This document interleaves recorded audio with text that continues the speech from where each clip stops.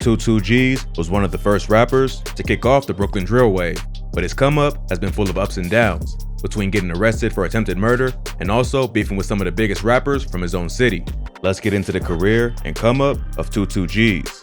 22 G's was born in the East New York section of Brooklyn, but raised in Flatbush.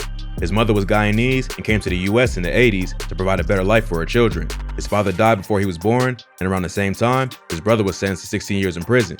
When he was younger, he played basketball and even performed dance routines on the subway for money.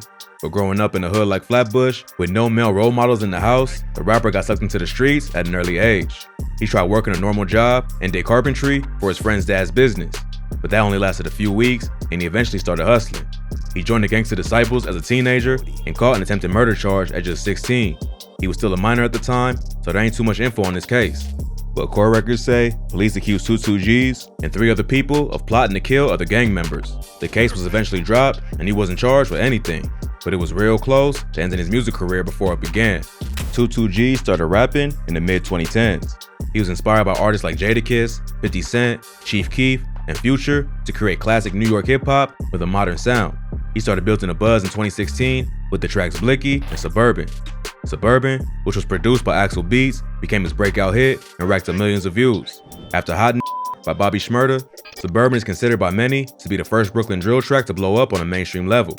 His career pretty much blew up overnight and he started getting booked for shows all over the country. But before he took his music to the next level, he got involved in a wild road rage incident that left 2 people dead. On May 30th, 22 G's was in Miami for a performance and was cruising around the city with 3 of his homies in a white BMW. The driver tried to fit into a parking spot at the intersection of 2nd Street and Ocean Drive, but the car wouldn't fit and they ended up hitting a gold Buick that was parked in the space behind it. The owner of the Buick, Edward Ellis, and his friend LaDarian Tyrell Phillips saw it happen from across the street and went to confront the driver.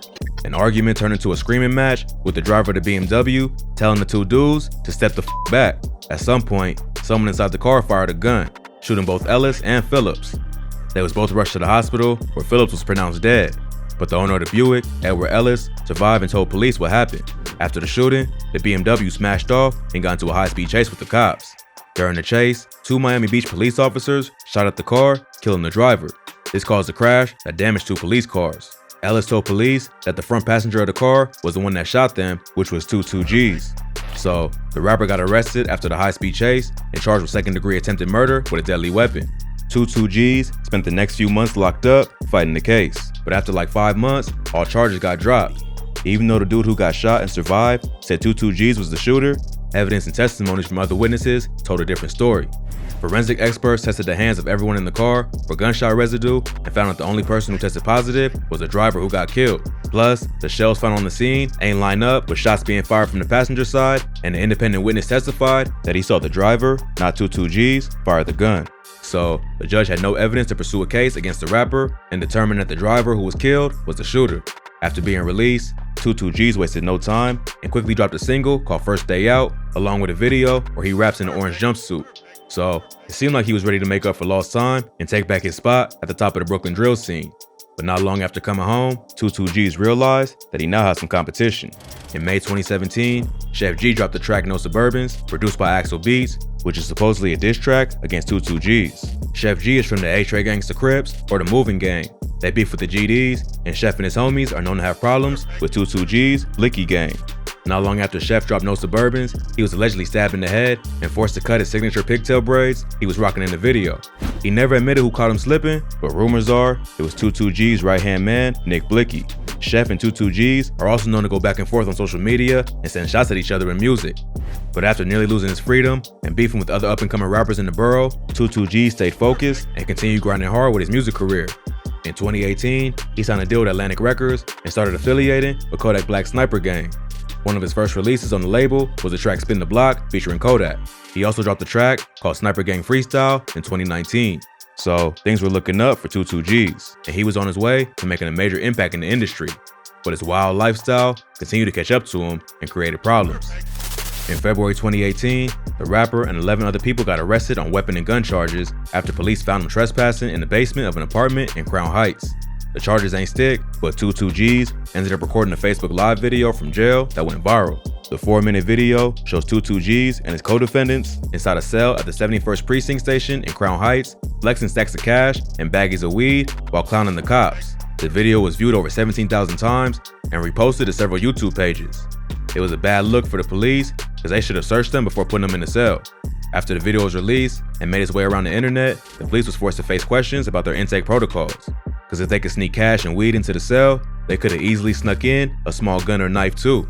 So the video only applied more pressure on the 22G's and the Blicky gang from local police.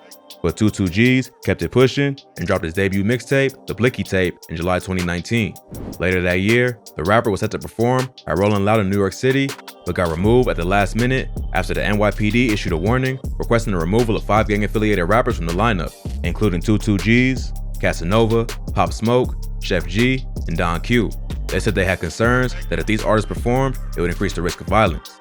2019 was the year of Brooklyn drill, with Pop Smoke's hit song Welcome to the Party bringing national attention to the movement, but the music also exposed the different beefs going on in the streets, including the deadly war between the Woos and the Chos. Police felt that if all these rappers were allowed to perform together in one place, including Pop Smoke, who's from the Woos, and 22G's, who's from the Chos, it could end in violence. The festival listened to the cops' warning and dropped all 5 artists from the lineup. But 22G's ain't let the negative publicity stop his grind, and he dropped his second tape, Growth and Development, in April 2020.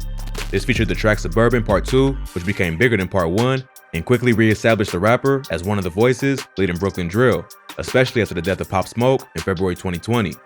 After that, 22G's remained low-key for a while and focused on making music, staying clear of the drama that almost cost him his freedom. But the rise of another popular New York drill artist got him back on his bullshit, and he started another beef. In July 2020, Staten Island rapper CJ dropped the track Woofty, which quickly blew up and peaked at number 10 on the Billboard Hot 100. Part of the music video success was the rapper's clear affiliation with the Bloods. Aside from showing CJ with red bandanas, the word Woofty is a greeting used between Bloods in New York. But after the track blew up, many questioned CJ's street cred, including 22G's. The rapper tagged CJ on social media, saying, @RealCJ, giving me 6ix9ine vibes, and boy from Staten Island, the safest borough in NYC. Heard he ain't even Whoopty for real. LA Brim, the founder of the Bloodhound Brim's Bloods, who actually started the word Whoopty, called from prison to confirm that they had no affiliations to CJ and he shouldn't be using the term without giving credit to the originator. 22G's doubled down on the disrespect by dropping a remix of Whoopty called Goofy, where he continues taking shots at CJ and doubts his street cred. But CJ pushed the beef even further, responding with a track called Hit Up, where he's seen claiming GDK or Gangsta Disciple Killer, a clear diss to 22G's. After that, CJ's popularity started to fall, and he never came back with another hit like Whoopty or even proved his street cred. 22G's said that the beef wasn't all that serious. He just felt like he jacked the Brooklyn drill wave when he wasn't really on there from the jump, and there ain't been no more disses between them since. Instead, 22G's has been focused on his music career and dropped the Blicky Tape 2 in November. He recently said he would squash the beef with other Brooklyn drill rappers like Chef G, and even gave Pop Smoke a shout out in an interview, crediting him for taking the Brooklyn drill wave to a whole new level. So it seems like 22G's is focused on music and putting all the street drama behind him.